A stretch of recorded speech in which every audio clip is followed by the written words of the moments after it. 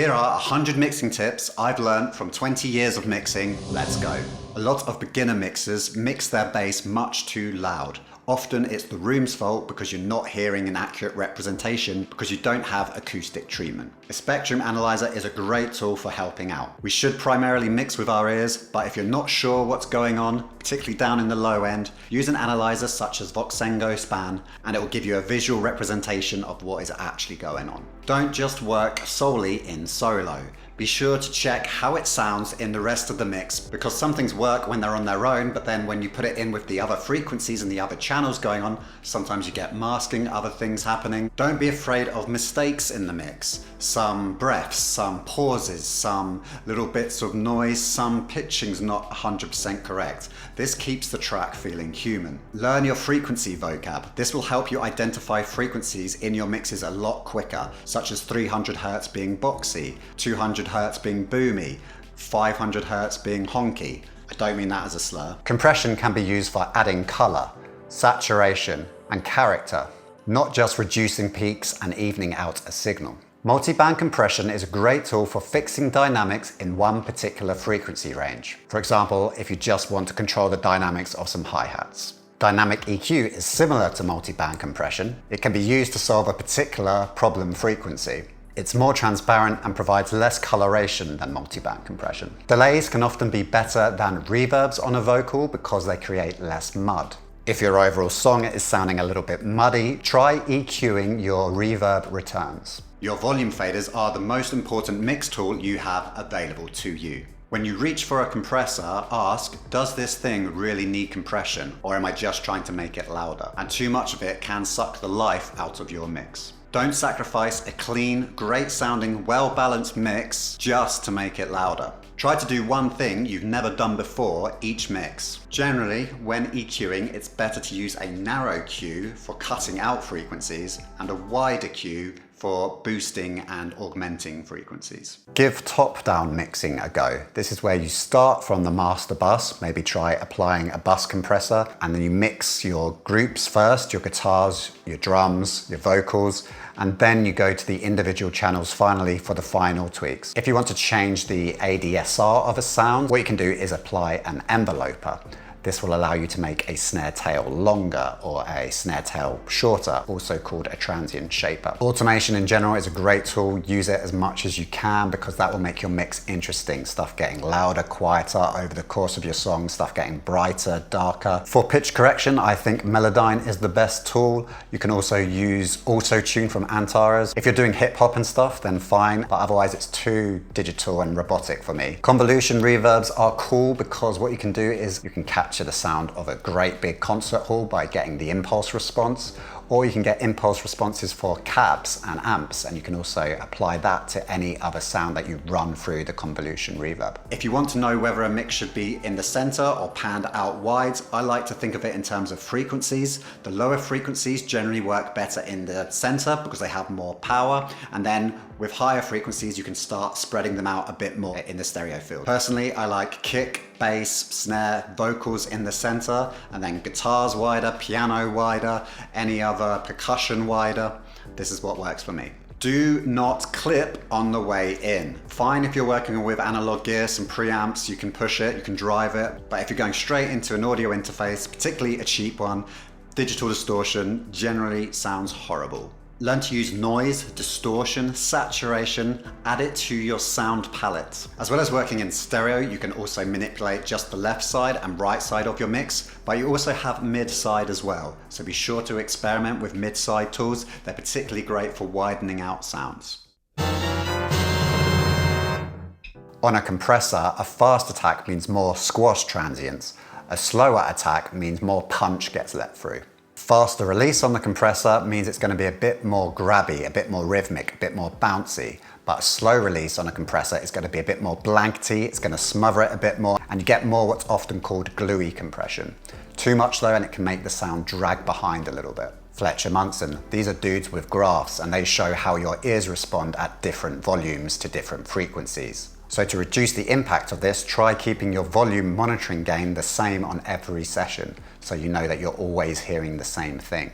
I have a mark on my interface so I always know where to set the dial to. Mixing quieter is really good for your ears. It protects them in the long run, but you'll also be able to work for longer each session. If you're struggling to balance something, try turning the volume way down, and then you'll only just start to hear 1 or 2 instruments left that are sitting above the mix. You might then want to turn them down a little bit further. That's if you want a completely balanced mix. But mixes don't always have to be completely balanced, flat. Everything doesn't have to be the same volume. You can have some really loud guitars. You can have a vocal that's a little bit louder than the rest. Try to get the right sound at source rather than having to do a load of processing to get it to where you want it to be. Watch out for vocal preset packs. There's so many different elements in that chain. The vocalist, the microphone used, the room. No one size fits all. So somebody giving you a list of, oh, these are the perfect scenarios is just selling you bullshit. There is no one production tip that's going to make your mixes go phew. It's a combination of a lot of little things, experience, knowing what you're doing, having developed good ears, and ultimately whether your song's success is more down to is it a great song than is it a great mix. Your ears develop over time. You get better at discerning what sounds good, what frequencies you need to attack. At first, you might only be able to hear 2 decibels when you move a volume fader, but after time, that will come down to 1 decibel, half a decibel, even quarter of a decibel. So just be patient. It takes years to become a good mixer.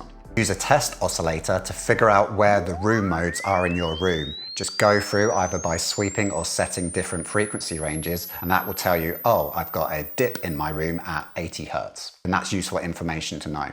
Gates are a really helpful tool for containing noise, particularly if you've got a noisy guitar amp or something like that. You can also use them to gate a reverb, and you'll get that classic 80s gated reverb sound. If you have humming in a guitar track, it's normally around 50 or 60 Hertz. You can either do a very deep notch to get it out or use something like Isotope RX dehum. The Isotope RX tools are really great. Avoid these from the start though by making sure none of your guitar leads or any other XLR cable run across a power cable. Sending things through an amp is a great way to add grit and distortion. You can send vocals through this, not just guitars. Bouncing and committing things to audio is a great practice because it forces you to make decisions so that you're not likely to come back and tweak it later on, which means you can work quicker and it means you'll get more tracks finished. Name and color your tracks as you go. This will make working so much easier. You'll work faster. The genre matters. Sometimes you hear some advice and it's coming from someone who only works with EDM or is only more in a rock environment. So what works in that genre may not work in another genre. Start listening critically to music, not just for enjoyment, not just because you want to hear the songwriting, but listen for the production and the mix as well. It really doesn't matter which DAW you use. Great music's been made on Fruity Loops, on Pro Tools, on Logic Pro, on Ableton, the list goes on. Not the software, it's how you use it. Listen to other genres apart from your favorites. You can learn from all types of music. Go and listen to as much live music as you can. It's a completely different experience listening to an opera in real life or an orchestra in a concert hall. Be careful of phase. It's often there in your mixes, especially if you've got 2 mics on one source, or if you've doubled a particular sample like a kick drum.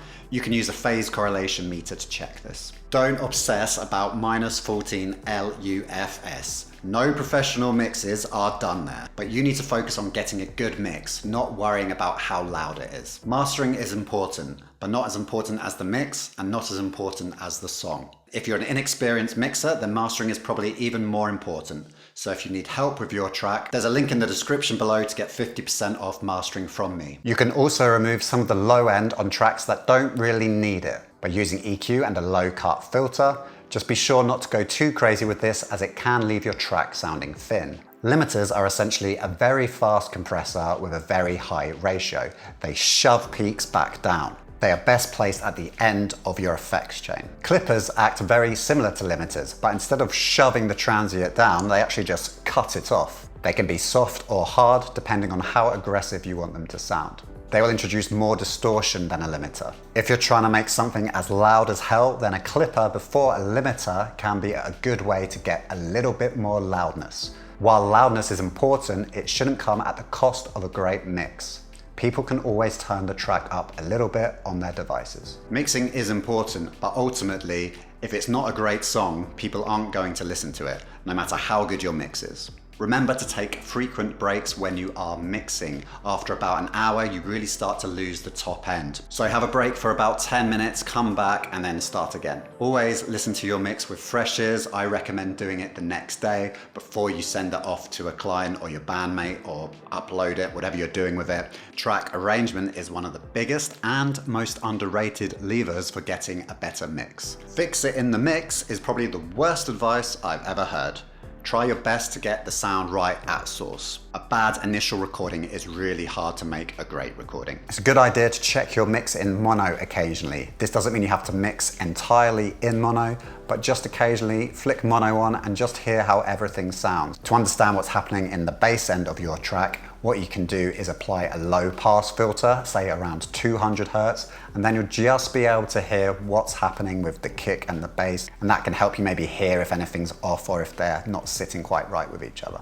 Often people struggle with mixing because they have way too many elements fighting with each other in the same frequency range. So sometimes it is a simple case of getting rid of a part if it's not really adding that much. One thing I always tell myself, less is more. If you're writing electronic music, then try keeping Voxengo Span or another spectrum analyzer on your master, and then you can see what frequencies are in each sample as you go along. This way you might choose better samples to start off with. This makes mixing later on a lot easier. Try LCR mixing. This is a mixing technique where you only use either hard pan left, hard pan right, or keeping things bang in the center.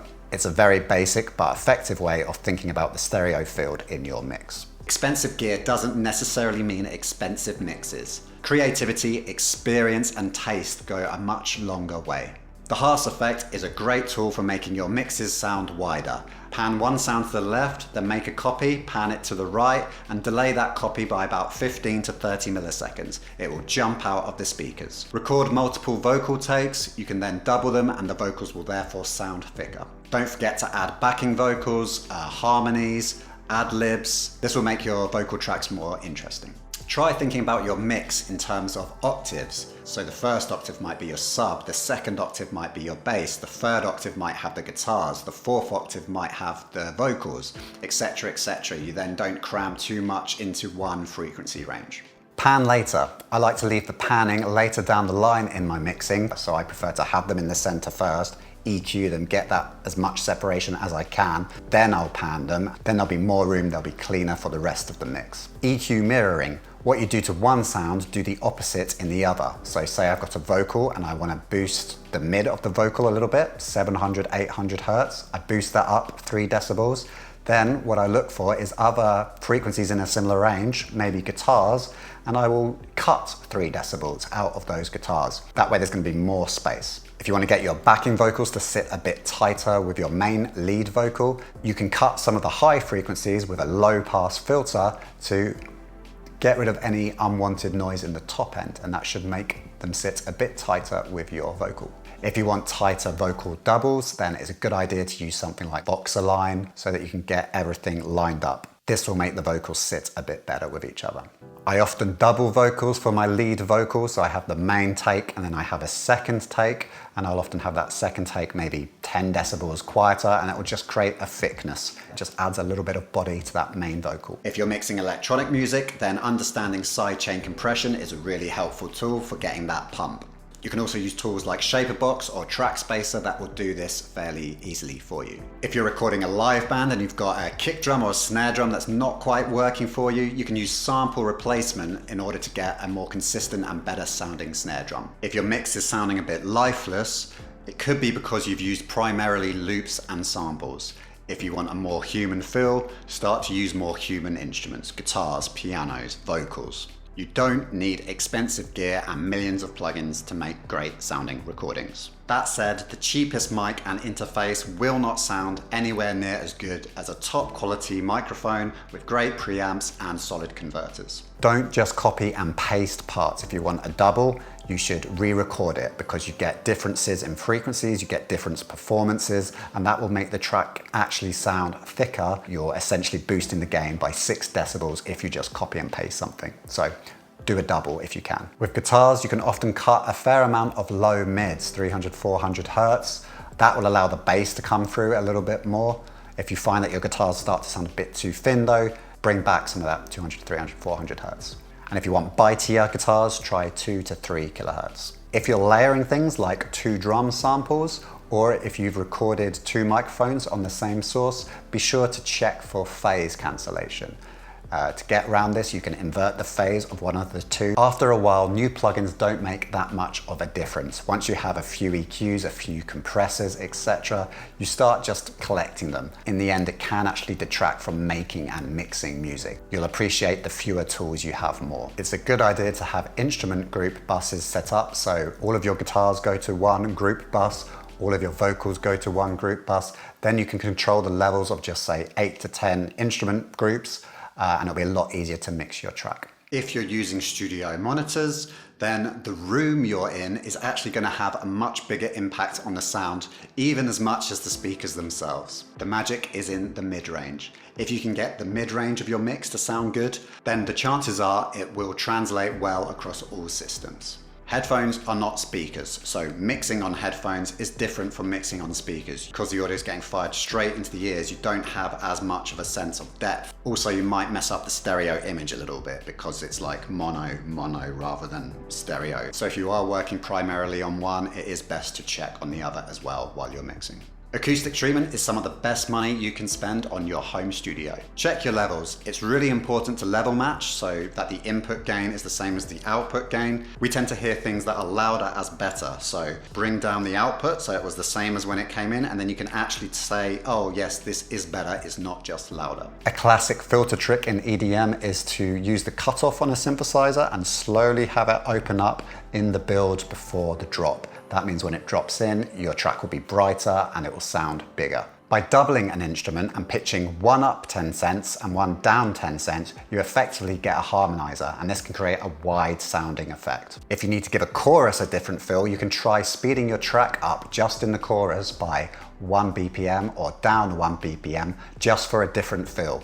If you want your chorus to sound bigger, then when you come to mastering it, you can reduce the rest of your track by 0.5, 1 decibel, and then have those choruses 1 decibel louder. You could also use a stereo widener just on the chorus, so that when the chorus hits, it sounds wider, and you just automate it so it's not on for the rest of the track, only the choruses. Take your time to A/B an effect and really decide if it sounds better by bypassing it on and off. It's very easy to convince ourselves that something sounds better just because we've done something, but I'm guilty of doing this all the time. I'm like, yeah, that sounds better, but it doesn't necessarily sound better. Often getting a bass to cut through the mix better isn't about adding more sub or low frequencies. So by boosting with an EQ where that top end of the bass lives, maybe the 3rd, 4th harmonic, that's how you can get the bass to cut through a bit better. If you want a track to sound fuller, then what you can do is apply saturation. This will create new harmonics, whereas an EQ only boosts what's already there. Microphone placement is an art. If you get it right at the start, you can make an instrument sound brighter or darker just by where you put the microphone. The same is true for microphone choice. If you're having to work hard to get the sound you want, try changing the microphone. What works well on one vocalist won't necessarily work well on another vocalist due to the frequency ranges and differences in the voice. If you're fairly happy with a mix you've done but you think it could do with some mastering, then send it over to me. I'll have a listen and give you some advice. And if you want 50% off mastering,